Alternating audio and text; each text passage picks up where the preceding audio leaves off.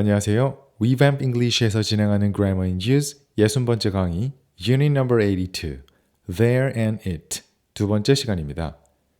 오늘은 지난 영상에서 살펴보았던 B 섹션에 있는 there plus be 구조와 조동사를 활용한 패턴들에 이어서 완전한 조동사는 아니지만 마치 조동사처럼 문장의 뉘앙스를 만들어주는 녀석들을 배워보도록 하겠습니다. 완전한 조동사는 아니지만 마치 조동사처럼 사용한다. 무슨 말일까요? 우리에게 아주 익숙한데 대표적인 녀석으로는 be going to 부정사, 줄여서 be gonna 라고 말하는 것이 있습니다. 이 be going to를 조동사 위치에 넣으면 어떤 일이 일어날 거야 라고 높은 확률로 예측을 하는 뉘앙스를 나타내는데요. I think he's gonna get here in no time. 걔 금방 여기 도착할 것 같아. 이런 식으로 높은 확률의 예측을 하는 것이죠. 어때요? 조동사는 아니지만 조동사처럼 사용되고 있죠? 이런 녀석들은 비동사와 to 동사 원형을 사용한 모양을 갖고 있습니다. Unit 82 B 섹션에 있는 is sure to 부정사, is bound to 부정사, 그리고 is likely to 부정사도 조동사는 아니지만 조동사처럼 활용되는 것들인데요. 먼저 비동사 sure to 부정사부터 살펴보도록 하겠습니다. 비동사 sure to 부정사는 문맥에 따라 to 부정사 하는 것이 분명하다 혹은 to 부정사를 반드시 하다 라는 의미로 쓰이는데요. 예문으로 다시 한번 보자면 He was sure to leave the house before 5 라는 문장은 걔는 5시 이전에 반드시 집에서 출발하려고 했어 와 같이 5시 이전에 집에서 나가는 행위를 반드시 하려고 했다는 의미로 사용됩니다. 마찬가지로 there plus be 구조에서 활용하여도 There's sure to be a flight to Miami tonight 이라고 하면 단순히 마이애미로 가는 비행기가 있다라는 문장이 아닌 오늘 밤 마이애미로 가는 비행기가 있을 것이라는 사실이 분명하다라는 뉘앙스가 사는 문장이 되는 거예요. 다음으로 살펴볼 비동사 bound to 부정사, 비동사 likely to 부정사는 두 개가 아주 흡사한 의미를 갖고 있습니다. 둘 다 높은 확률로 to 부정사 해질 것이다 라는 의미를 갖고 있는데요. 미세한 뉘앙스의 차이만 있어요. bound는 bind의 pp 형태 단어로 묶여있다 라는 의미입니다. 그래서 어떠한 사건이 일어난 것이 마치 묶여있는 것처럼 당연히 일어날 일이다 라는 의미가 되어서 뭐뭐해질 확률이 높다 혹은 반드시 일어나는 일이다 같은 의미가 됩니다.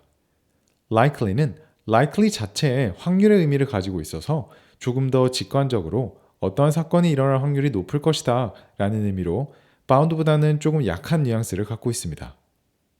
예문으로도 비교해보면 I was bound to see him again. 나 걔를 다시 볼 수밖에 없었어. 내가 걔를 다시 보게 된 것은 마치 정해진 일인 것처럼 일어날 수밖에 없었어 라는 문맥이 되고 I was likely to see him again 이라고 하면 내가 걔를 다시 볼 확률은 높았어 라는 의미가 되는 거예요. 의미는 비슷하지만 뉘앙스가 다른 게 느껴지실까요? 그럼 there be 구조를 활용한 예문도 살펴보겠습니다. There's bound to be a cafe somewhere near here. 이 근처에 카페가 분명히 있을 거야. 예를 들어 이렇게 번화가인데 카페가 없을 수가 없어. 반드시 있을 거야. 라는 문맥에서 당연하다는 뉘앙스를 살릴 때 be bound to를 사용한 겁니다.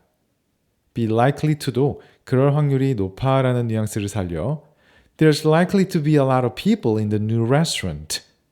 새로 생긴 레스토랑에는 사람들이 많을 확률이 높아 라고 활용할 수 있겠네요. 여기서 유의해야 할 것은 there be 구조에서 이 비동사와 to 동사 원형을 사용한 조동사처럼 활용되는 녀석들은 조동사와 같이 주어 뒤, 동사 앞에 위치해야 한다는 거예요. 그래서 주어 there과 동사 be 사이에 이렇게 위치해야 하고 꼭 이 비동사는 주어의 인칭이나 시제에 맞게 바꿔 사용하고 이렇게 to 부정사 뒤에 오는 원문장 동사는 동사 원형으로 말해야 합니다. 조동사와 똑같아요. 그래서 to be a cafe, to be a lot of people처럼 to 동사 뒤에는 비동사의 원형인 be가 반드시 와야 한다는 점 꼭 기억해 주세요. C 섹션을 보면 우리가 학창시절에 가주어라는 문법 용어로 배웠던 구문에 대한 설명이 있는데요. We say it's dangerous to walk in the road. Not to walk in the road is dangerous. 차도에서 걷는 것은 위험합니다 라고 이야기할 때 To walk in the road is dangerous라고 하지 않고 It's dangerous라고 문장을 시작합니다. Normally, we use it at the beginning of sentences like this. 보통 이런 식으로 it으로 문장을 시작합니다. 다시 한번 설명하자면 현대 영어에서는 to 부정사를 주어로 사용하지 않기 때문에 it을 먼저 주어로 던지면서 문장을 시작하고 문장 끝에 to 부정사로 it이 무엇을 의미하는지 설명하는 방식으로 말을 합니다. 그래서 영어 듣기를 하실 때 It's dangerous 라고 들으면 이것은 위험합니다 라고 생각하시고 뒤에 무엇이 위험한 것인지 to 부정사 패턴을 들을 준비까지 하셔야 합니다. 예를 들어 It didn't take us long. 그것에 우리는 시간이 오래 걸리지 않았어요. To get here. 여기까지 오는데. 이런 식으로 영어 듣기를 해주는 게 좋습니다. 이건 말을 할 때도 똑같은 순서로 생각해 주시는 게 좋은데요. 한국말로 여기까지 오는데 우린 시간이 오래 걸렸어요 라고 생각하고 말하는 것이 아니라 일단 it을 먼저 던지고 It didn't take us long. 그건 우리를 시간 걸리게 하지 않았어요. To get here. 여기까지 오는데요. 이런 식으로 바로바로 말할 수 있도록 영어식으로 사고하고 입으로 말을 뱉는 연습을 해야 합니다. 가주어 it을 쓰고 뒤에서 to 부정사가 아닌 다른 패턴을 사용할 수도 있는데요.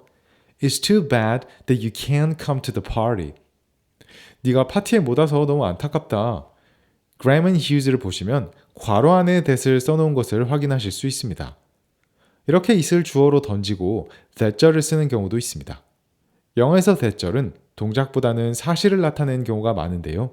그래서 네가 파티에 오는 동작을 못하는 것이 안타까워 이런 의미라기보다는 오지 못한다는 그 사실 자체가 안타깝다는 의미로 쓰이는 것입니다.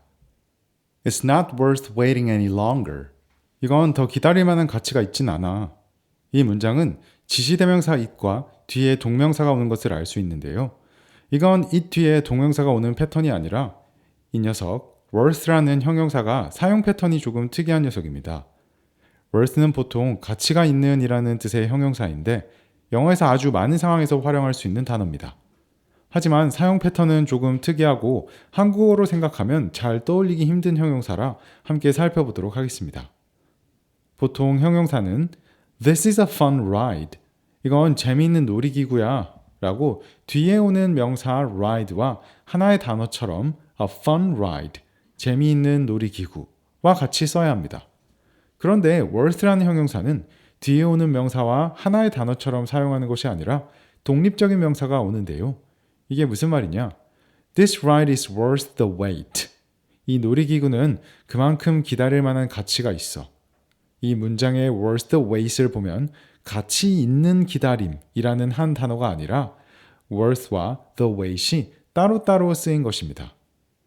아까 a fun ride에서는 관사어가 형용사 앞에 있는 것에 비해 worth the wait을 보면 관사 the가 worth 뒤 명사 앞에 위치한 것만 봐도 두 개가 다르게 사용된다는 것을 알 수 있습니다. 그럼 worth the wait, 이건 무슨 뜻이 되는 걸까요?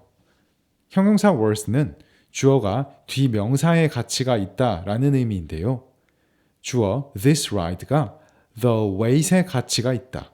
즉, this ride is worth the wait. 이 놀이기구는 그만큼 기다릴 만한 가치가 있다 라는 의미입니다. 예문을 하나 더 살펴보면 This movie is totally worth the time. 주어인 the movie가 뒤에 나온 the time을 들일 만한 가치가 있다. 즉, 이 영화는 완전 시간을 들여서 볼 만한 영화야 라는 뜻이 되는 거예요. 이 명사 자리에는 동명사가 올 수도 있는데요. 그래서 Graham Hughes에 있는 It's not worth waiting any longer. 이건 더 기다릴 만한 가치가 있지는 않아 라는 패턴으로 활용할 수 있는 겁니다. 여기서 한 가지만 더 설명하자면 이 명사 자리에는 아무 의미 없는 it을 쓰는 경우도 많은데요. This movie is totally worth the time 대신 This movie is totally worth it 이라고 말하면 정말 볼만한 영화야 라고 무엇을 할 가치가 있는지 딱 특정 짓지 않았지만 단순히 가치가 있는 영화다 라는 말을 하게 되는 겁니다. 그런데 worth가 형용사인데도 불구하고 This movie is worth 라고 명사 없이는 절대 쓸 수 없고 뒤에 반드시 명사 혹은 동명사 아니면 it을 붙여서 말해야 하는 점도 꼭 주의해 주세요. C섹션 아래 부분에서는 it 대명사를 아무 의미 없는 주어로 쓰는 경우를 알려주고 있는데요. 이것을 한국어로는 비인칭 주어 it이라고 표현하곤 합니다. 문법 용어는 몰라도 되는데요. 흔히 거리, 시간, 날씨 등을 나타낼 때는 아무런 의미를 가지고 있지 않은 이 비인칭 주어 it을 주어로 사용해야 합니다. 이는 주어 없이 문장을 만들지 않는 영어의 특성과 잘 어울리는 구문이라고 볼 수 있습니다. 그래서 예문을 보면 How far is it from here to the airport? 여기서 공항까지는 얼마나 멀어? It was Friday. 금요일이었어. It was windy. 바람이 많이 불었어. 와 같이 장소, 시간, 날씨 등을 이야기할 때 it을 활용하고 있습니다. 그럼 오늘은 여기까지고요. 저희는 다음 클립에서 뵙겠습니다. 감사합니다.